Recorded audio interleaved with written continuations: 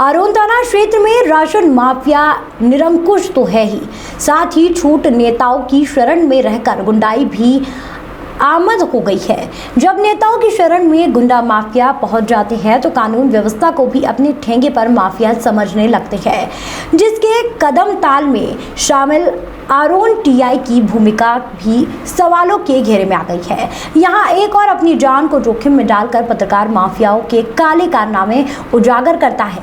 ऐसे में नेताओं और पुलिस का माफियाओं को संरक्षण आम जनता के साथ तो बेमानी है, साथ ही कानून व्यवस्था को अपनी उंगली पर रख पद का दुरुपयोग करना आम बात हो रही है। आरोन में पत्रकारों के साथ हुई भयावह घटना ने कानून व्यवस्था की पोल खोल कर रख दी है। यहाँ एक और टीआई को मामले में तत्परता दिखाते हुए मामले को तुरंत संज्ञान में लेकर सच की तह तक जाना चाहिए था। वहीं गुनाह पुलिस कप्तान के कहने पर आरोन टीआई ने एफआईआर दर्ज की, जो आरोन टीआई की भूमिका को संदिग्ध बताता है। जब पत्रकार आरोन थाना पहुंचे, वहां माफिया पहले से ही मौजूद था। माफिया के तेवर बता रहे थे कि थाने में उसका बोलबाला है। इस घटनाक्रम से आरोन थाने की स्थिति बयां कर दी है। जब समय रहते पत्रकारों की नहीं सुनी जाती तो ऐसे में आम जनता और गरीब व्यक्तियों की सुनवाई थाने में कैसे होती होगी। पत्रकारों के साथ हुई इस भयावह घटना से जिले के पत्रकारों सहित प्रदेश के पत्रकारों में माफियाओं और आरोन टीआई को लेकर आक्रोश व्याप्त है। पत्रकारों की मांग है कि आरोन टीआई को निलंबित किया जाए और माफियाओं पर लूट और अपहरण की धारा में मुकदमा दर्ज किया जाए। चावल माफिया पीडीएस चावल माफिया द्वारा मारा गया, उस पर कैसा क्या उसका संज्ञान लिया सर? उसमें चूँकि उनके द्वारा जो रिपोर्ट की गई है वो प्रकरण पंजीबद्ध किया गया है और उसमें हम लोग कार्रवाई कर रहे हैं। सर पूर्व में ही पहले कई घटनाएं खबर प्रकाशित की गई हैं पीडीएस के मैटर में, लेकिन अभी तक उन पर कोई उचित कार्रवाई नहीं हो पा रही है। देखिए पीडीएस का बेसिकली कहीं ना कहीं मसला जो है वो ईसी एक्ट से रहता है और उसमें चूँकि फूड की कार्रवाई भी आवश्यक रहती है, फूड इंस्पेक्टर और फूड ऑफिसर की, तो उसमें जिस प्रकार की अगर आता है उसी विधिक कार्रवाई में क्या है कहीं ना कहीं फूड इन्वॉल्व में रहता है। क्या सर जब किसी की जान चली जाएगी तभी कुछ इसमें प्रकरण में काम हो पाएगा कि उचित कार्रवाई हो पाएगी कि नहीं भी हो पाएगी सर? नहीं, जान का औचित्य ही नहीं। अगर मान लो आपको कोई जानकारी मिलती है तो शेयर करेंगे तो उसमें हम लोग आपको व्यवस्था देंगे। वैसे देखने में ये भी आया है कि उन्हें बंधक बना के इतना बुरा मारा है कि सर देखने लायक भी नहीं। नहीं, वो हमारे संज्ञान में अभी पूछा है, उसमें अपराध पंजीबद्ध किया गया और जो आरोपी हैं उनके खिलाफ सख्त कार्रवाई करेंगे। सर जिस तरह से घटना हुई है उस हिसाब से जो धाराएं लगाई हैं वो सही है या गलत है?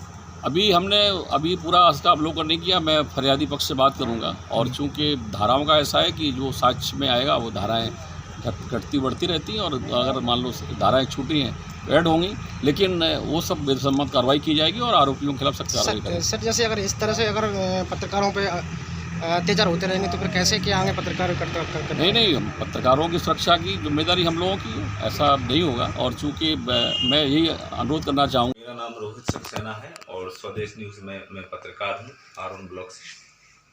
कल आपके साथ कैसी क्या घटना घटित हुई? कल हमारे साथ जो घटना हुई है उसमें नीतेश साहू का मेरे पास फ़ोन आया था कि पीडीएस चावल से भरी एक गाड़ी जा रही है सिरोंज रोड की तरफ, आप उसको देख लो। तो मैं थोड़ा सा टाल मटल करता रहा, फिर इसके बाद चला गया देखने के लिए। सतीश मिश्रा मेरे साथ थे, हम दोनों गए, वहाँ जाके देखा तो हमें कुछ मिला नहीं। तो मैंने इससे कहा चल भैया अपन चाय पीते हैं आकाश ढाबा पे। तो हम लोगों ने चाय पी वहाँ पे। चाय पीने के बाद जैसे ही हम वहाँ से फ्री हुए तब तक 7-8 गाड़ियाँ आके खड़ी हो गई वहाँ पे। उनमें वीरेंद्र यादव था, नीरज जैन था, धर्मेंद्र शर्मा था, सोनू शर्मा था और कुछ लोग और भी थे जिनको मैं क्या हुआ? वो तो बिना कुछ कहे वो तो सीधा मारने लगे हमको। उन्होंने कहा तूने हमारी गाड़ी पकड़वाई है चावल की, और फिर इसके बाद वहाँ से हमारे हाथ पैर बांधे, कम से कम आधे घंटे तक उन लोगों ने हमें मारा है वहाँ पे। हाँ तो क्या आगे क्या किया? फिर हाथ पैर बांधे उन्होंने हमारे और मोटरसाइकिल पे बैठा के सीधे हमको लेके चले गए रिजौदा रोड की तरफ और वहाँ जाके कहने लगे हम तुम्हारी वीडियो बनाएंगे, जो हम तुमसे कहेंगे तुम वो बोलो। तो जो वीडियो जो बनाया वो सही है कि गलत है? वो पूर्ण रूप से गलत है, हमने अपनी जान बचाने के लिए वो वीडियो बनाई है। उसके बाद आगे क्या हुआ? उसके बाद उन्होंने हनुमान जी के मंदिर पे हमसे ले गए और कहने लगे यहाँ कसम खाओ कि तुम हमारी एफआईआर दर्ज नहीं करोगे। और फिर इसके बाद हमें तहसील लेके आ गए। वो तहसील में आकर उन्होंने हमारे हाथ खोल दिए। यहाँ आके उन्होंने खुमान साहू से 50-50 रुपए के स्टाम्प पे राजीनामा लिखवा लिया और राजीनामा पे जबरदस्ती हमसे साइन करवा लिए।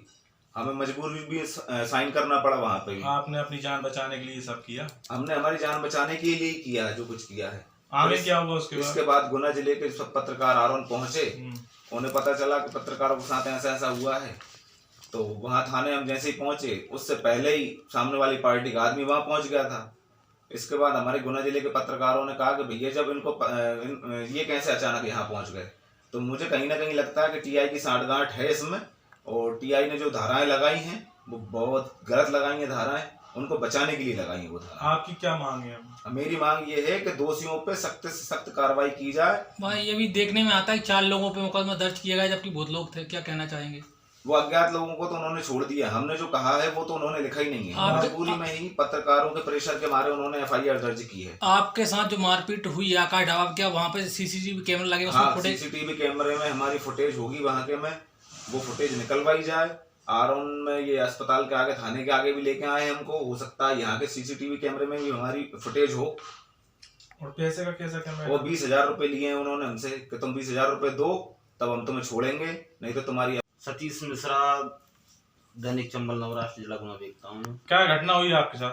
कल हमारे पास नीतीश साहू का फोन आया था कि आरोन से स्पॉन्ज रोड की तरफ एक गाड़ी पीडीएस की करके जा रही है। तो मैं और हमारे साथी रोहित सक्सेना हम दोनों गाड़ी को देखने गए, लेकिन हमको वो गाड़ी नहीं मिली। वहाँ से आकर हम वहाँ पे आकर ढाबा चाय पीने लगे। चाय थोड़ी सी पी पाई थी, तब तक 6-7 गाड़ी आई थी वहाँ पे। उनको कम से कम 1-2 लोग सवार थे। उन्होंने देखा ना था, वो हमसे बिल्कुल बाहर खींच लाया हमको, और कम से कम हमको आधे घंटा तक बहुत बेरहमी से मारते फिर वो हमको पकड़कर और जो रोड पर ले गए। फिर मारा उन्होंने वहाँ जाकर, और कहा कि हम तुम्हारी वीडियो बना रहे हैं, तुम ये कबूल करो कि हम 3 लाख रुपए तुम गाड़ी को छोड़ने के लिए मांग रहे थे। उसके बाद अब मरता क्या ना करता, तो हमने फिर जैसा वो कहते गए वैसे हम भैया उनसे कहते गए, उन्होंने हमारी वीडियो बना ली। उसके बाद फिर वो एक मंदिर पे ले गए, कसम हमको खवाने लगे कि आप अपने बेटों को कसम खा जाओ, आपको एफआईआर दर्ज नहीं करोगे और हम आपको जानते नहीं हैं, ऐसे करके उन्होंने हमसे कसम खिलवा ली। उसके बाद हमको वो तहसील कार्यालय ले आए, वहाँ पे कोई शपथ पत्र था, उसको हम साइन करवा ली। साइन कराने के बाद फिर उन्होंने हमको वैसे छोड़ दिया। उसके बाद क्या हुआ? उसके बाद कुछ गुना के पत्रकार साथी भी आ गए थे, कुछ 4 उनके भी इकट्ठे हो गए थे। तो हम वहाँ पहुँचे थाने में, तो वहाँ पे हम चले टीआई से बात की। तो टीआई साहब से बात करने से पहले ही हमारे जो विपक्ष पार्टी के थे जिन्होंने बस मारपीट की थी, वो पहले से ही मौजूद थे, शपथ पत्र लेके जो उन्होंने बनवा लिया था वो। तो उनके द्वारा टीआई साहब कोई कार्रवाई नहीं की गई। फिर गुना के पत्रकारों ने उसको थोड़ा एसपी साहब से बात की, जब जाके कुछ धाराएं लगाई गई। 4 लोगों पे केस दर्ज हुआ जबकि और भी लोग थे। अब 4 लोगों को ही केस दर्ज किया गया है, लेकिन वहाँ पे कम से कम 10-15 लोग के लगभग। अच्छा, आकाश ढाबा पे आपकी पिटाई हुई है, वहाँ सीसीटीवी कैमरा लगे हुए हैं, क्या उनमें वो फुटेज होगी? फुटेज उनमें होगी, उनमें भी होगी, और भी चौराहे भी लगे हुए हैं, तहसील वाले पे भी लगे हैं, इंदिरा पार्क पे भी लगे हैं, सभी। अच्छा, प्रशासन को फुटेज खंगालना चाहिए। जी, खंगालना चाहिए। तभी जो और आरोपी हैं उनके नाम उजागर हो पाएंगे। अब आप क्या चाहते हैं? हम ये चाहते हैं कि सख्त से सख्त कार्रवाई होना चाहिए, राशन माफियों के खिलाफ भी कार्रवाई होनी चाहिए, और बड़ी धारा भी लगनी चाहिए, और बुलडोजर भी चलना चाहिए राशन माफियों के ऊपर। Thank you.